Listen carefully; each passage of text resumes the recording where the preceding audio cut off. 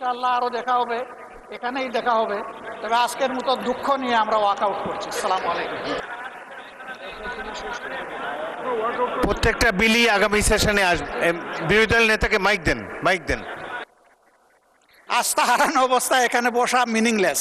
ও আপনার you are determined to stage a walk out. এখানে trust maintain করা হয়নি, এটা আমাদের দুঃখ যে আমরা এই দুঃখ নিয়ে এখন ওয়াক আউট। না, আপনারা যদি ওয়াক আউট করার জন্য আগে প্রথমে সিদ্ধান্ত নিয়ে থাকেন, মোস্ট ওয়েলকাম, নো প্রবলেম। না না, democracy is a rule by majority. এটা মাননীয় স্পিকার, এটা আরো দুঃখ পেলাম, এই কথাটা আরো দুঃখ পেলাম।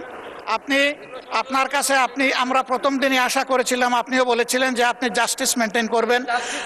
জব সফার আপনি অনেক করেছেন, কিন্তু আজকের দিনটা এই সময় এসে আমরা জাস্টিস পেলাম না মাননীয় স্পিকার। মাননীয় বিরোধী দলের নেতা চিফ হুইপের অ্যাসুরেন্স যে প্রত্যেকটা বিল আগামী সেশনে আসবে, আপনার মেইন কোয়েরি তো এটাই ছিল। বিশেষ প্রত্যেকটা বিল আসছে, বিশেষ কমিটিতে অ্যাসুরেন্স, কার্যনি উপদেষ্টা কমিটিতে অ্যাসুরেন্স, সবই তো উলটপালট হয়ে যাচ্ছে একটা অংশ।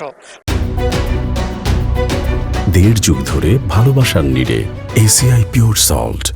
তাইলে ট্রাস্টের জায়গাটা ওনারা তো রাখলেন না মাননীয় স্পিকার। আমি তো বললাম যে বিরোধী দলের নেতা করার পরে আমরা কিন্তু সহযোগিতা করেই যাচ্ছিলাম, যে ঠিক আছে কনসেনসাস যা হয়েছে আমরা আর কথা বলবো না, আমরা হাতেই বুট দিয়ে দিয়ে চলবো, আমরা চলেছি। কিন্তু এখন এসে দেখতে পাচ্ছি যে আমাদেরকে আসলে ব্ল্যাক আউট করে দেওয়া হচ্ছে। ওই ব্ল্যাক আউট কেন আমরা হবো মাননীয় স্পিকার? মাননীয় বিরোধী দলের নেতা, আপনার প্রধান প্রশ্ন ছিল যে এই বিলগুলা যেগুলা উঠেনি এই অধিবেশনে, সেগুলার ফেট কি হবে, সেটা বিরোধী দল ট্রেজারি বেঞ্চ থেকে বলা হয়েছে প্রত্যেকটা বিল আনা হবে আগামী অধিবেশনে। মাননীয় স্পিকার, আমি স্মরণ করিয়ে দিচ্ছি, আপনি সেদিন বলেছিলেন রাত 12টা হলেও সেশন কন্টিনিউ করবে এবং সবগুলো আলোচনা হবে। এটা যদি হয় বসবো, শুনবো, 12টা পর্যন্ত আমরা অংশগ্রহণ করব, কোনো অসুবিধা নাই। কিন্তু এখানে বলা হয়েছে 16টা বিল এখন উত্থাপন করা হবে না, এটা তো বিশেষ বিলেরই তো সিদ্ধান্ত। ওই আস্থার জায়গা ওনারা নষ্ট করে ফেলেছেন। এই জাদুঘরে একটা ক্লজে ওনারা যখন আনবেন তখন ভবিষ্যতে বেঁচে থাকলে আমরা অংশগ্রহণ করব। মাননীয় বিরোধী দলের নেতা, 133-এর মধ্যে 16 তো ল্যাপস হচ্ছে না, 90 আলোচনা হয়েছে, আর বলেছেন যে একটা বাকি আছে, তাইলে আরো তো অনেকগুলা ল্যাপস হয়ে যাচ্ছে। তো এই সবই তো আইনমন্ত্রীকে একটু শুনি আমরা। আইনমন্ত্রী বলেন। মাননীয় স্পিকার, আপনাকে ধন্যবাদ। আপনার মাধ্যমে বিরোধী দলকেও ধন্যবাদ। উনি যে অঙ্কটা কষেছেন 133টার মধ্যে 90 আর একটা 91 হয়, আর তার সাথে 16, তাহলে 100 কয়টা হয়? 107টা হয়। মাননীয় স্পিকার, আমি আপনার মাধ্যমে মাননীয় বিরোধী দল নেতাকে বলছি, একটা বিলের মধ্যে এমনও আছে 3-4টা অর্ডিন্যান্স ইনক্লুডেড আছে। ফলে 133টার যদি হিসাব করা হয়, এই 91টার মধ্যে ওই 16টা বাদ দিয়ে সবগুলো ইনক্লুডেড। মাননীয় স্পিকার, ওই 16টার ব্যাপারে বলছেন জাতীয় গুরুত্বপূর্ণ অনেক অধ্যাদেশ আছে। আমিও মনে করি জাতীয় অনেক গুরুত্বপূর্ণ অধ্যাদেশ আছে। ওনাদের সাথে আমাদের কথার পার্থক্যের জায়গাটা হলো, ওনারা বলছেন এইগুলো নিয়ে আলাপ আলোচনার দরকার, আমরাও বলছি দরকার।